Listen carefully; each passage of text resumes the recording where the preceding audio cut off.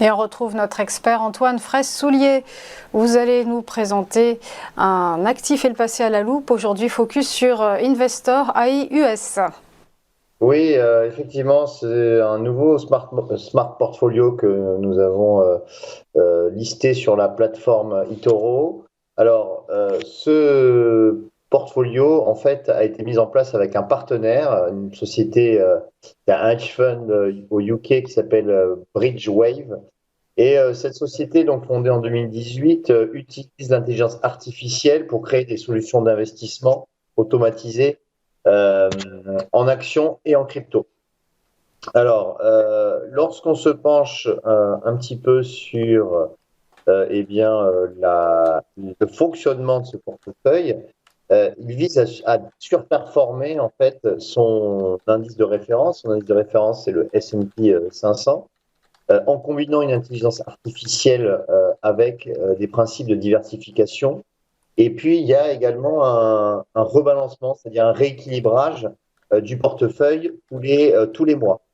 Le but, bien évidemment, de ce portefeuille, c'est de surperformer son indice de référence, qui est le S&P 500.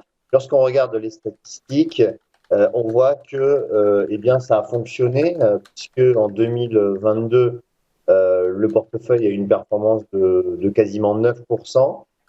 Et depuis le début de l'année 2023, on est à plus 7, c'est à peu près équivalent à la performance du S&P. La particularité de ce portefeuille, c'est qu'il est composé uniquement de 12 valeurs en permanence. Ces valeurs ont une pondération entre 8,62% pour American Airlines actuellement et 8% pour Checkpoint Software Technologies. Donc en fait, on est sur des pondérations qui sont à peu près équivalentes, à peu près entre 8 et 8,5%. Et donc, il y a que, comme je le disais, 12 valeurs qui composent ce portefeuille. Ensuite, donc c'est uniquement des sociétés américaines. Donc, on va retrouver actuellement des American Airlines, des Copart, des Hilton, ou encore des Checkpoint Software. Donc, en fait, c'est aussi très diversifié en termes de secteur.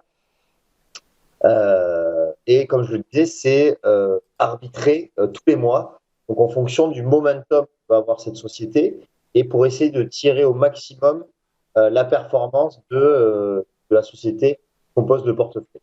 En tout cas, on peut dire c'est que ça a bien fonctionné en 2021, en 2022, puisqu'on a une performance de 9%, là où le S&P a fait moins 20. On peut dire que ce portefeuille, en tout cas dans les phases de baisse, est surperformant. On verra maintenant les phases de hausse qu'on a actuellement. Mais en tout cas, voilà, c'est un portefeuille basé sur l'intelligence artificielle et les actions américaines.